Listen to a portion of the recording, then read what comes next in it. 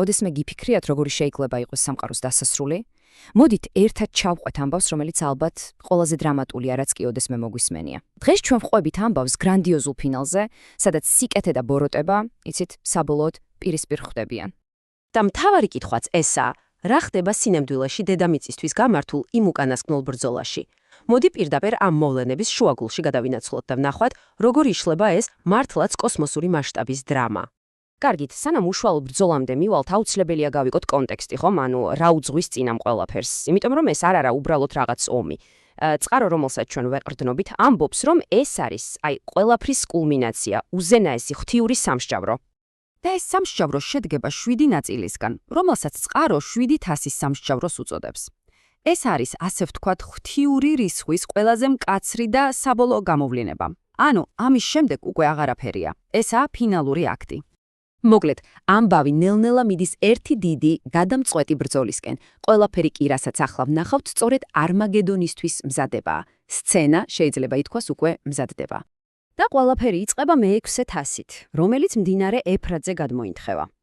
ეს ერთი შეხედვით სიმბოლური ქმედება სინამდვილეში კატალიზატორია. ტექსტის მიხედვით, სწორედ ეს არის ის ნაპერწკალი, რომელიც მთელი მსოფლიოს არმიებს აგროვებს, იმ საბოლოო გარდაუავალი ომისთვის. აქ უკვე ძალიან საინტერესო მომენტია. დააკვირდით, როგორ მკვეთრად არის დაყოფილი ორი მხარე.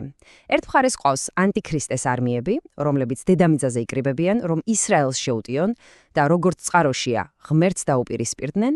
მეორე მხარეს კი ზეციდან ეშვება ლაშქარი, იესოს წინამძღოლობით. ანუ სურათი ნათელია, დედამიწა ზეცის წინააღმდეგ. კარგი სცენა გამზადებულია, მხარეებიც ვიცით, ახლა ვნახოთ როგორ ვითარდება უშუალოდ ბრძოლა. და რაც ყველაზე გასაკვირია, წყაროს მიხედვით, ეს ბრძოლა სულაც არ არის ხანგრძლივი, პირიქით, ის ძალიან სწრაფი და გადამწყვეტია. მოდი, ეტაპობრივად მივყვეთ. პირველი, ანტიქრისტეს ჯარები იკრიბებიან კონკრეტულ ადგილას, მეგიდოს ველზე. მეორე, იესო ბრუნდება, თეთრ ცხენზე ამხედრებული და მას ზეციური ლაშქარი მოხვება. მესამე, ხდება მთავარი მოქმედი პირების, ანტიქრისტეს და ცრუ წინასწარმეტყველის ცოცხლად შეპყრობა და მეოთხე, ფინალი. მათი ჯარები ნადგურდებიან არაჩვეულებრივი იარაღით, არამედ იესოს პირიდან გამოსული მახულით. ხედავთ, ყველაფერი ძალიან სწრაფად და დრამატულად ხდება. და ეს ზუსტად ამას ამბობს ეს ციტატაც. ანტიქრისტე და ცრუ წინასწარმეტყველი ცოცხლად იქნებიან შეპყრობილნი და ჩაგდებულნი ცეცხლის მარადიულ ტბაში.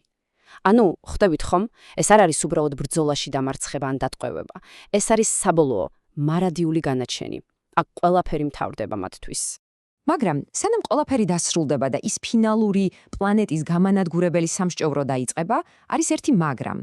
ტექსტში აღწერილია ორი ძალიან მნიშვნელოვანი, შეიძლება ითქვას სასწაულებრივი მოვლენა, რომელიც მანამდე ხდება. პირველი მათგანი ისრაელის ხსნას ეხება. ტექსტში ნათქვამია, რომ ებრაელი ერი, რომელიც თავიდან ანტიქრისტემ შეაცდინა, იესოს დაბრუნებისას იცნობს მას. და ეს იქნება მათთვის ეროვნული გადარჩენის მომენტი.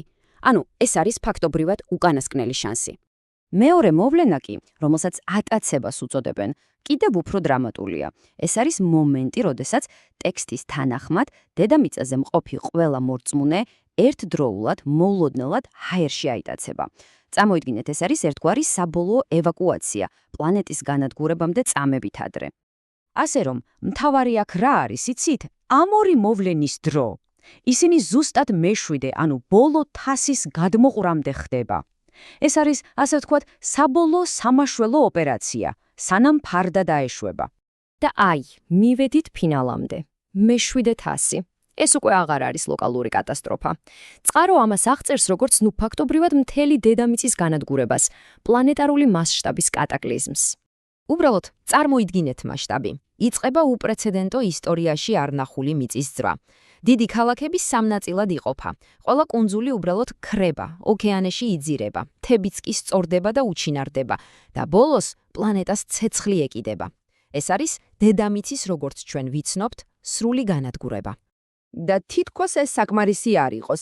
წყარო კიდევ ერთ მართლაც შემზარავ დეტალს ამატებს. ციდან მოდის სეტყვა, რომლის თითოეული მარცვალი დაახლოებით 60 კილოგრამს იწონის. ხვდებით, რაზეა საუბარი? ეს უკვე უბრალოდ სტიქია კი არა, აბსოლუტური განადგურებაა. და ტექსტი ძალიან კატეგორიულია ამ საკითხში. ამ სამსჯავროს თავს ვერავინ დააღწევს, გაქცევა შეუძლებელია. თუნდაც ვარსკვლავებში ცადო დამალვა, როგორც წყარო ამბობს. ყველასთვის, ვინც დედამიწაზე დარჩა, ეს დასასრულია. თავშესაფარი უბრალოდ აღარ არსებობს.